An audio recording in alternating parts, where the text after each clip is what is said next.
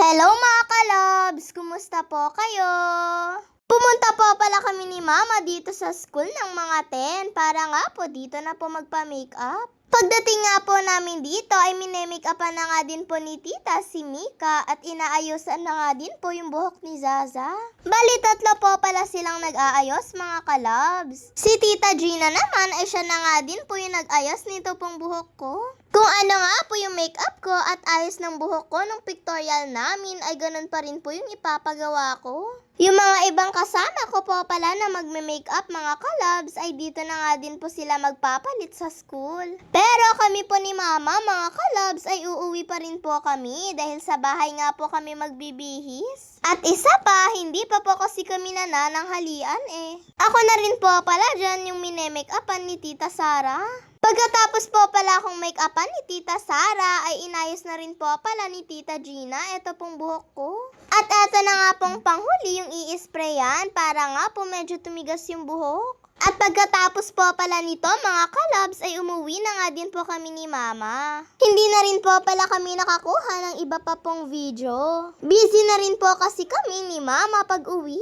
Eto nga, bago mag-alauna ay bumalik na naman po ulit kami sa school. 12:30 po kasi yung usapan, dapat andito na nga po kaming lahat. Diretso na rin po pala muna kami dito sa gym dahil andito nga po yung mga iba naming kasama. Nagulat nga din po kami ni Mama dahil bigla nga pong dumating si Papa. Hindi nga daw po kasi pala natuloy yung General Assembly nila. At magna-night duty na nga lang daw po si Papa. Ang lakas nga po talaga ng prayer po namin kay Lord. Dahil natupad nga po yung hiling ni Papa na siya nga po yung magmamarcha sa akin.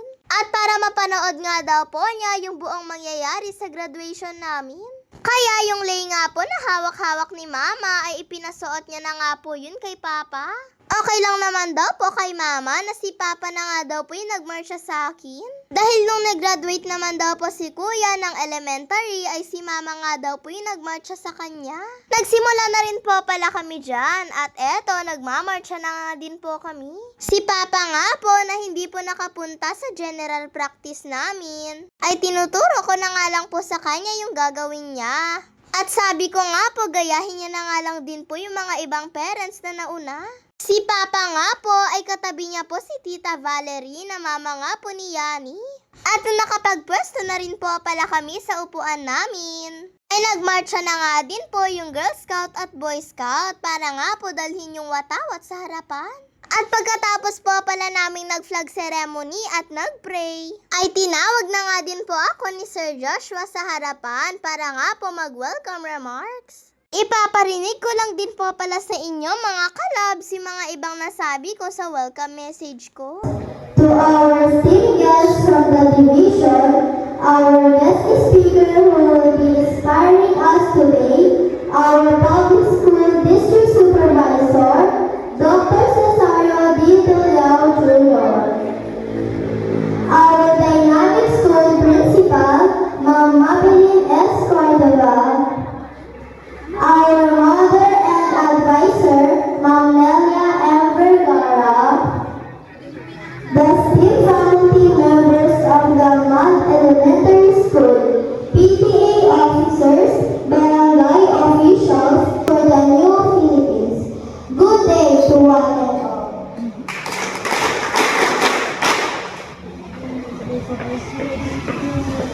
At pagkatapos ko po palang nag-speech ay bumalik na nga din po ako sa upuan ko. Pagkatapos ay si Ma'am Advisor na nga din po namin yung nagsalita. Composed of 27 boys and 18 girls with a total of 45. Pagkatapos mga kalabs ay sumunod na nga din po yung paglalagay po ng lei sa amin ng mga parents namin. Yung lei nga po ng mga parents ay dati na nga po nilang sinuot sa kanila. At kami naman pong mga graduating ay yung parents nga po yung magsusuot sa amin nito. Color blue po pala yung lei ng mga lalaki. Sa amin naman pong mga girls ay color pink po. At pagkatapos po pala ng mga boys ay kami naman pong mga girls yung sumunod. Basta per line nga po kami mga kalabs na tatayo. Pagkatapos nga po ng nasa harap naming girls ay kami naman po po yung sumunod. Katabi ko rin po pala si Yani sa upuan mga kalabs. Ayan nga at pagtayo namin ay sumunod na nga din pong tumayo yung mga parents namin. Si Papa nga ay talagang pinaghandaan niya nga po ito pero hindi niya nga po muna sinabi sa amin ni Mama. Nakapagbihis na rin po kasi si Mama at sumunod nga lang po si Papa sa amin. At pagkatapos po pala nilang sinuot sa amin yung mga lei ay sabay-sabay na nga din po kaming nagbow.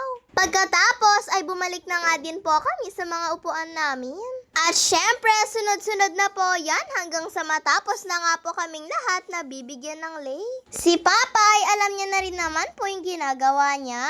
Pagkatapos po palang maibigay sa amin yung lei, ay per line na rin po pala kaming nagpunta sa harapan. Dahil tatanggapin na nga din po namin dyan yung diploma namin. Katunayan po, nag-graduate na po talaga kami ng grade 6. Ayan nga, pagkatapos po ni Yani ay ako na nga din po yung sumunod na tumanggap ng diploma ko. At sumunod na rin po palang tinawag ng advisor namin yung mga with high at with honor. At syempre, dahil with high po si Yani, ay siya nga po yung unang tinawag ni Ma'am. At si Mama po pala niya yung nagsabit ng medal niya sa kanya. Sumunod naman po si Mika. At si Papa niya naman po pala yung nagpunta sa kanya. Pagkatapos si Thea. At sumunod naman po si Crizel, si Jeshron. Next naman po ay si Gilbert. Tapos si Gwen at si Tita po pala niya yung kasama niya. At sumunod naman po sa kanya si Clyde mga kalabs. At dahil alphabetically po pala yung mga with honor mga kalabs, ay ako nga po yung pinakahuli dahil nagsisimula nga po sa letter P yung apelyido ko. Syempre, sabay po kami ni Papa na aakyat sa stage. Siya po kasi yung magsasabit sa akin ng mga medal ko. Habang naglalakad nga po kami ay ramdam ko nga din po yung excitement ni Papa. Sabi niya, sino ba naman daw pong magulang ang hindi matutuwa kapag inakyat niya nga daw po sa stage yung anak niya at sasabitan ng medal. Naluluha na nga din po si Papa dyan pero pinipigilan niya nga lang daw po. Sa sobrang saya niya nga daw po siguro mga kalabs. Ayan nga at isinabit na nga din po sa akin ni Papa yung mga medal ko. At hawak ko na rin po pala dyan yung mga ibang certificate ko. Pagkatapos ko po palang naitawag mga kalabs, ay lumapit na nga din po sa akin yung mga kasama ko. Para po magbow sa mga parents, teacher at pati na nga din po sa mga bisita namin. Sa mga oras nga po na yan mga kalabs ay sobrang saya ko nga po. Sumunod po palang magsalita dyan yung guest speaker namin. Nagkwento nga po siya tungkol po sa buhay nila noon. Kaya pinatayo niya nga po kaming mga graduates. At pinalapit niya rin po pala kami sa mga magulang namin para po yakapin sila. At para mag-thank you rin sa mga sacrifice na ginagawa nila para sa amin. Tinanong nga din po niya kung nag-hug din daw po ba kami sa mga parents namin. At ang sagot ko naman po ay opo dahil araw-araw naman po ay niyayakap ko po sila Mama at Papa. Hindi ko na nga din po nalapitan si Mama dyan para nga po yakapin dahil nasa taas po kasi siya nakaupo. Kaya nag-flying kiss na nga lang po ako kay Mama. Pagkatapos po palang nag-speech yung guest speaker namin, ay tinawag na nga din po ni Sir si Yani para nga po sabihin yung words of gratitude. Konting kwento lang po pala mga kalabs. Si Yani po pala ay maaga nga pong naulila sa papa niya. Kaya yung message niya nga po dyan ay nakakaiyak mga kalabs. Maski nga po siya na nagme-message dyan ay mukhang naiiyak na nga po siya. Pero pinipigilan niya nga lang po. At alam nga po naming masaya na po si papa niya dahil nga po sa narating ni Yani. Pagkatapos naman po pala ni Yani mga kalabs ay si Thea naman na nga po yung sumunod. Siya po kasi ang magpe-pledge sa amin. At pagkatapos po pala ng pledge ay pumunta na nga din po kami sa harapan. Para nga po kantahin yung graduation song namin. Pasensya na nga po kayo mga kalabs, pero hindi ko nga po maipaparinig sa inyo yung kanta namin. Ay music po kasi yun eh. Pero yung title nga po ng graduation song namin ay Dreams We Hold. Pagkatapos nun ay sinunod naman po namin kinanta ang thank you para nga po sa mga parents. Kinuha nga po namin yung diploma namin at binigay po namin ito sa parents namin para nga po mag-thank you. Sa punto nga po niyan mga kalabs ay marami nga din pong parents ang naiyak po talaga. Nagte-thank you nga po kami para nga po sa lahat ng sakripisyo nila. Araw-araw na pagbangon sa umaga para lang po magluto ng almusal namin. At pati na rin po sa paghahanda ng mga gamit namin. Umakyat din po pala ako sa kinauupuan ni Mama para nga po mag-thank you din po sa kanya. Syempre, kung wala po kasi si Mama ay baka araw-araw ay late nga po ako lagi sa school. Kaya, thank you po Mama at Papa sa pagmamahal niyo po sa amin. Maswerte nga po kaming dalawa ni Kuya dahil lagi niyo po kaming minamahal. At pagkatapos po pala ng kanta namin ay nag-picture-picture na nga din po kami dito sa harapan. Kasama nga po ng mga teachers at mga bisita. Syempre, remembrance po namin ito mga kalabs dahil sa susunod na pasukan ay high school na nga po kami. Ang bilis nga lang po talaga ng panahon, ano po mga kalabs. Pagkatapos po pala naming mag-picture-picture ay bumalik nga lang po kami sa upuan namin. Dahil i-distribute nga lang po nila dyan yung picture frame namin. At pagkatapos nga po niyan mga kalabs, syempre ay nag-picture-picture na nga din po kami. Kumuha na nga din po kami dyan ng maraming letrato para nga po may remembrance kami. Tinuloy na rin po pala namin dyan ni Yani yung video namin para nga po sa transition namin. Sa totoo lang po mga kalabs ay nakakamiss nga din po dito sa school na to. Lalo na nga din po sa mga naging teachers namin. At sa halos araw-araw ay sila nga po yung kasama namin. Ilang taon din po kasi namin silang nakasama, kaya sobrang mamimiss ko nga din po yung mga teachers dito.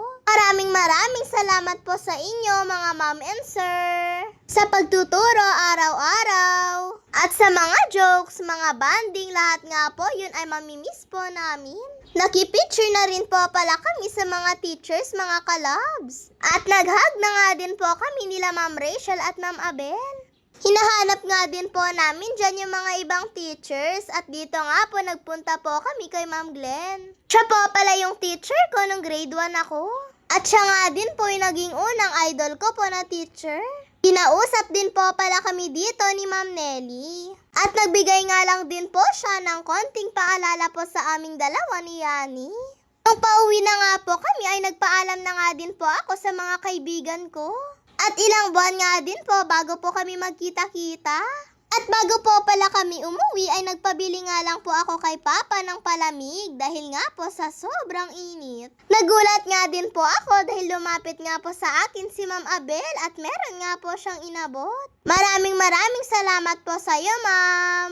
Sa lahat nga po ng graduates na katulad ko ay happy graduation po sa ating lahat. God bless to all at sana po matupad natin lahat ng mga pangarap natin. Thank you po, Lord.